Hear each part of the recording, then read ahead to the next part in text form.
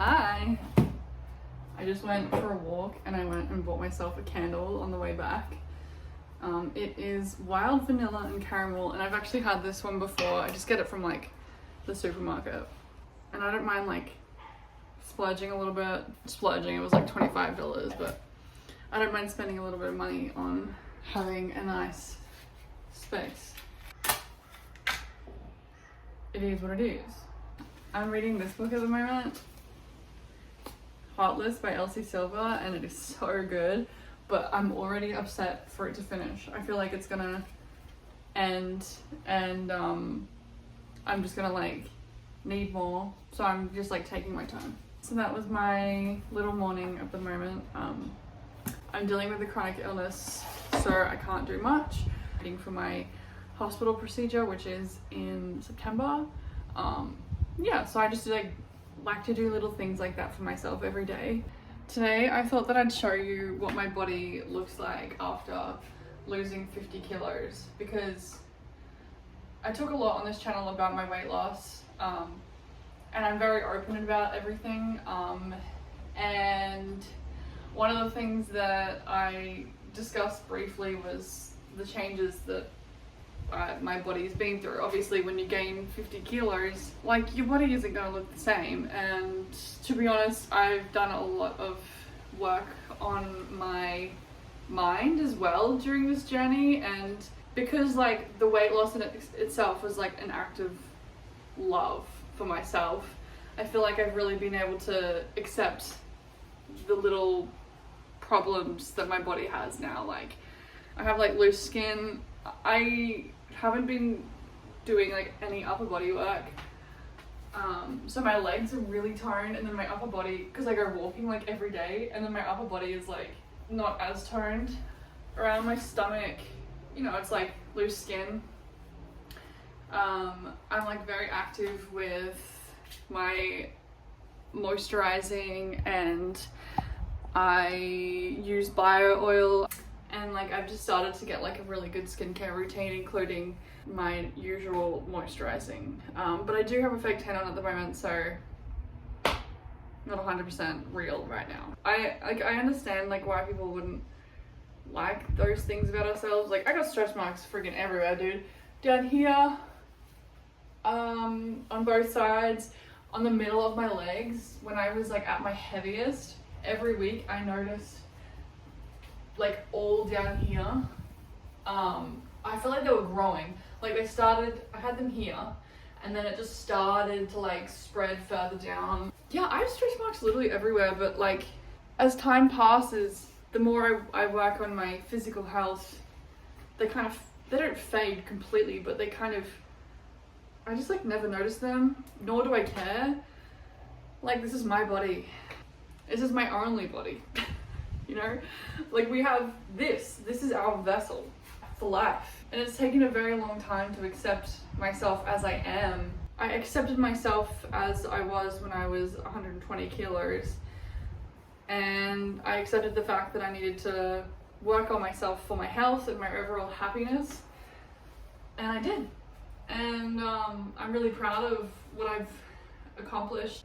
But yeah, the main takeaway that I think I'm trying to explain is that we are taught to not like these things about ourselves our entire life, and then it gets to a point where you're just so fed up with hearing what you shouldn't like about yourself that it's almost an act of rebellion to be like, I'm just going to accept myself as I am, and the people that don't care, they can have a seat at my table.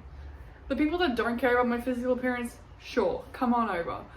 Everyone else that does, literally, I have not a single second of my day to spend on caring. I do a lot of journaling, and one of the things that prompted me to make this video was I wrote, accepting ourselves wholly as we are now. I think the older I get, okay? The older I get, the more I go through, the wiser I become, the more I understand that I myself am enough, and me showing up as myself is enough. I have insecurities that I've dealt with my entire life. I'm a very tall girl. Well, I'm 5'10". I don't know if that's very tall, but I was always like the tallest in my class, and I dealt with insecurities around not feeling feminine because of my tallness, and I played a lot of sport when I was growing up, and so I feel like I just had this like really masculine way of showing myself when I am internally quite like I really enjoy being in my feminine energy.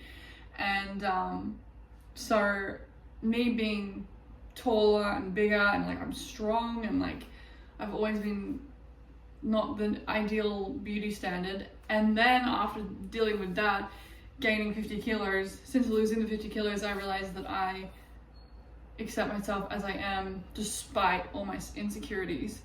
And it's taken me a long time to accept myself, but now that I have accepted myself, I would never let anyone stay in my life who can't also accept them. Do you know what I mean? Because like my insecurities really stem from how other people saw me, and it's like, if you're judging me based on my physical appearance, why would I want you in my life? Yes, my body has changed in ways you would expect. Like I said, like I've got a bit of loose skin around my arms, they jiggle and whatever. And yeah, I'm still me. Like at the end of the day, like I love myself because I haven't lost this spark in myself. You know, life hit me down and down and down. There's a reason why people get 220 kilos plus. There's a reason why, because you're hurting. As I was constantly working through some turbulent emotions and past things that I have dealt with, the things that got me to that weight, I've been dealing with it over and over, and despite all of that, I still have a good heart. I'm still a good person. And that is what makes me beautiful. You know, there's a lot of people in this world who have heavy hearts and project it onto other people, and I do not want to be one of those people. I go to therapy and I deal with my shit because I do not want to be one of those people. And that is what makes me beautiful. I know that. However your body looks, at the end of the day, it doesn't matter. Like, the right people will understand that what makes you beautiful is what, oh my god, it sounds so cliche, but literally, like, it's your heart. It's how you treat people, it's how you love yourself and how you love others, and that, at the end of the day, is what should be rewarded and what should be spoken about. And I guess that's why I'm standing in front of this camera, because I want you to understand that for me personally, what I think makes you attractive is what's inside. Like, I could sit here and I could just have the absolute foulest mindset and you would not see my physical appearance in the same light. You know what I mean? Like, I could lose 50 kilos and still be an asshole, and you would be like, that is not an attractive person. And like, yes, some days I go out in public and I'm like, I can't handle people, leave me the hell alone. But I still choose not to project that onto anyone. This journaling that I do in the morning, it just like brings things up that I want to talk about in these videos. My point is that who cares about our flaws? Like, who cares? I've got stretch marks on my boobs. I've got double chin. I got sagging facial skin. You know, I'm not perfect, but I'm not an asshole. And maybe that is the title of this video. I don't want to call it love, but you don't want to call it love.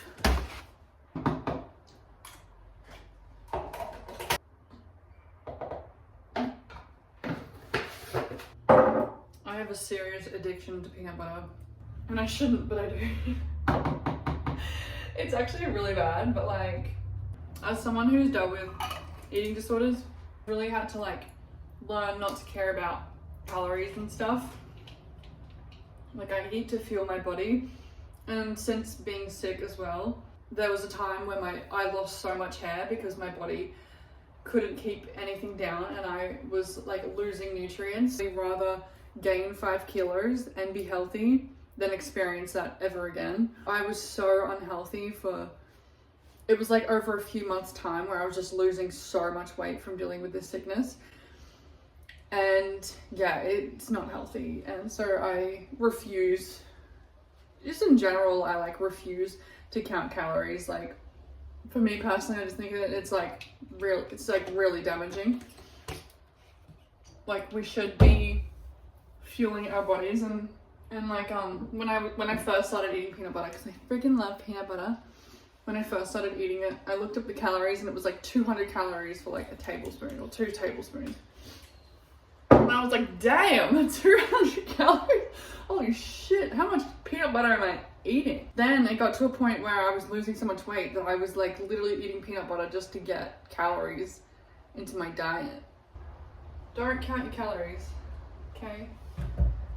Unless you're like training for something and you have like an actual dietitian or someone helping you, just don't count your calories.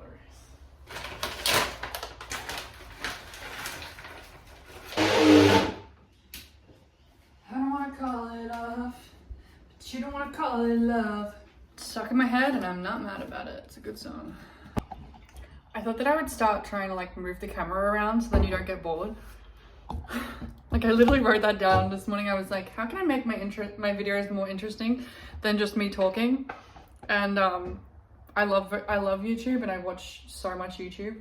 One thing I noticed is that the videos that I sit around for longer is when they're like constantly moving. And even though I'm just moving around my kitchen, I hope that it kept you around for a little longer than if I was just standing here and just talking to you like this.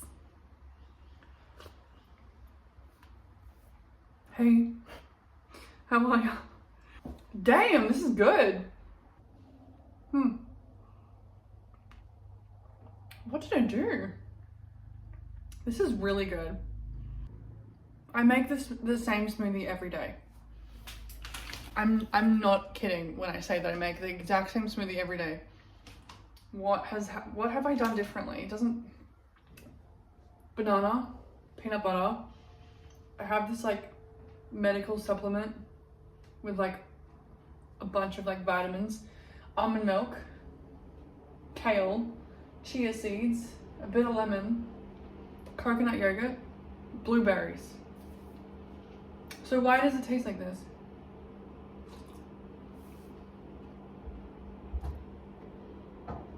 Maybe the banana was more ripe. Anyway, it's freaking fire, dude.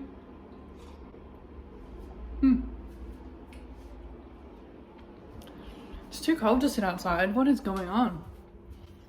I know that we're like mid-winter, but I had a few messages from people asking me about how my body has changed since losing the weight, which is like totally understandable because it's like a valid question. Obviously, my body isn't going to be the same. So I hope that this like answered some questions. Yeah, my body is different. Like, I've never had children, but I'm guessing that it's like the same experience where your body is just like never the same afterwards. Like, and that's okay. Like, you just have to like learn to accept yourself as this newer version. Yeah, I struggled even before I lost the weight when I was healthy. I struggled with insecurities and how I saw myself, and I would say that I'm the most confident I've ever been in my entire life. And I think it's just because I've changed my view on my body and myself. I'm not going to physically show you every single lump and bump on my body because I don't have the energy for that. But yeah, they're there, you know, they're there. If you're going through dealing with that process, just know that like it takes time. And if you're going through the process of losing weight, you already are showing yourself so much love. I think that not just like the losing weight part, but like the actual getting healthier and wanting to live a healthy life is already like the first step of showing yourself love. And so it's the least you can do to accept these little things that just come with losing the weight. I'm gonna drink this fire ass smoothie now. Damn.